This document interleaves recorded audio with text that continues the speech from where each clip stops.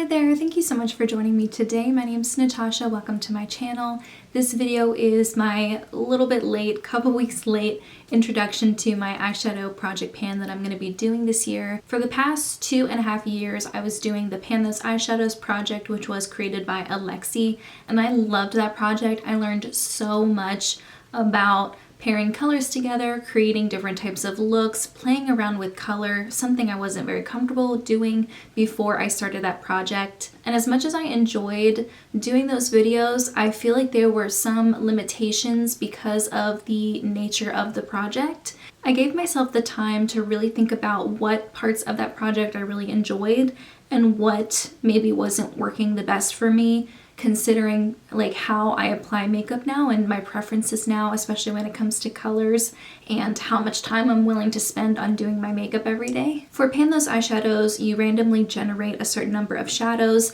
and you try to hit pan on them. Once you hit pan on a shadow, you roll in a new one, which was great for getting to try unlikely color pairings that I wouldn't have thought to do. However, there were some palettes in my collection that I would keep rolling in over and over again, or very specific colors that I would keep rolling in over and over again. And then there were lots of palettes that never made it into the project, and so those ones kind of got pushed to the back and forgotten about because obviously I was going to focus on the shadows that I was trying to hit pan on. Also, I would get color stories that maybe weren't really relevant for the season, and I don't really wear like seasonal color stories that often. There are like some types of shades or types of formulas that I prefer in different times of the year. Even though it's not that important to me, sometimes I would randomly get a color that just didn't make any sense with the types of looks that I wanted to create during that time of year. If you've seen any of my other Project Pan updates or introductions so far this year, I have a very similar theme of not trying so hard to use up products, but more trying to use everything a certain amount so that I really get a feel for everything I have and I'm giving everything attention. And so I came up with this rotation type of project pan, very similar to the hit and switch project pan that I'm doing with non-eyeshadow products. When we look at how many eyeshadows I have 20 palettes and 38 eyeshadow singles.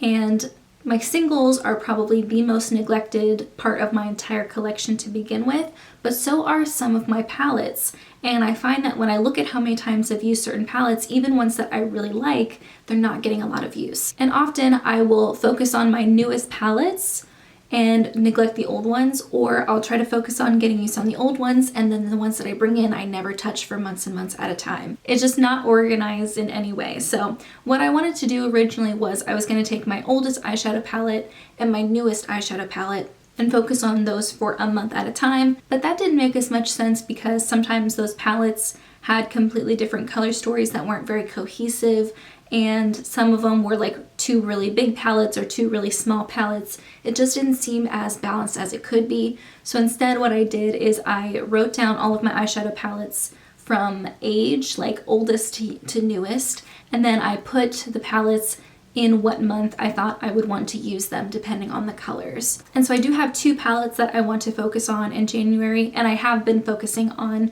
for the entire month, even though I didn't film my introduction at the beginning of the month.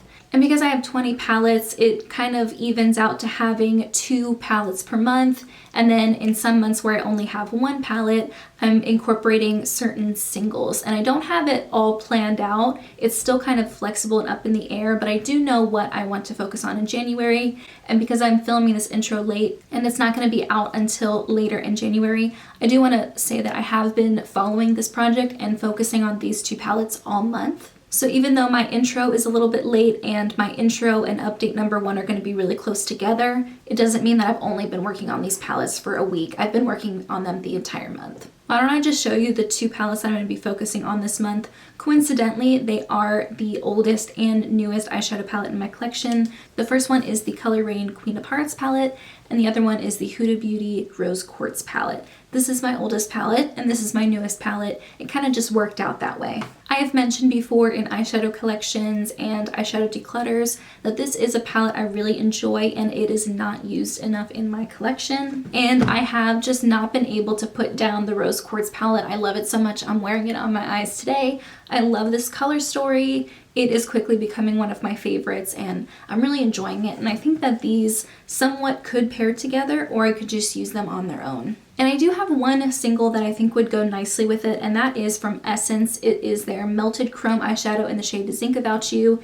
This is a shimmery formula. I think it's like a cream to powder type of formula because it does feel very squishy, and is a beautiful light pinky, cool toned like silvery pink color. I think this would go really nicely with both palettes or just on its own. It is a shadow that I forget about and don't reach for because it is in its own separate packaging. So I'll focus on those 3 for this month, and I have already. I will keep track of how many times I use each palette and each single, but I don't have a set rule of, oh, I need to use every eyeshadow this many times.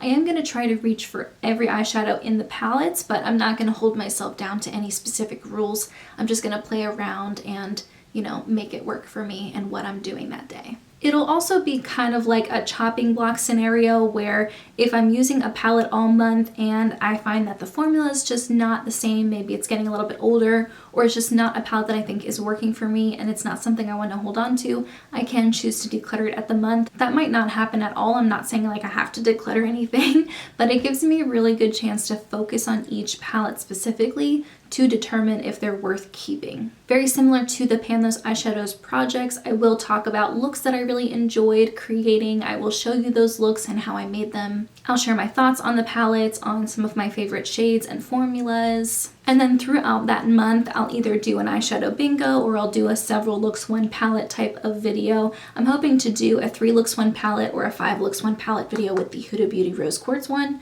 So hopefully that one will come out soon as a result of using it so much this month. And then if for some reason I do end up hitting pan or finishing an eyeshadow in one of the palettes, I'll be able to share that with you as well. But it probably won't be as common of occurrence as it was in my Pan Those Eyeshadows updates because I was genuinely trying to pan eyeshadows in those. I think it'll be fun to pair eyeshadow palettes that maybe I wouldn't have thought go together in my head, depending on what looks I would like to create in the month coming up. And I just think it'll be a fun way to rotate things out and keep things exciting and fun. If you have any ideas on how to improve this project or make it even more exciting or fun in some way, or just make the updates more enjoyable to watch, please let me know. I'm always open to suggestions or advice. My next update will probably come at the beginning of February, so please stay tuned for that. It's really not that far away.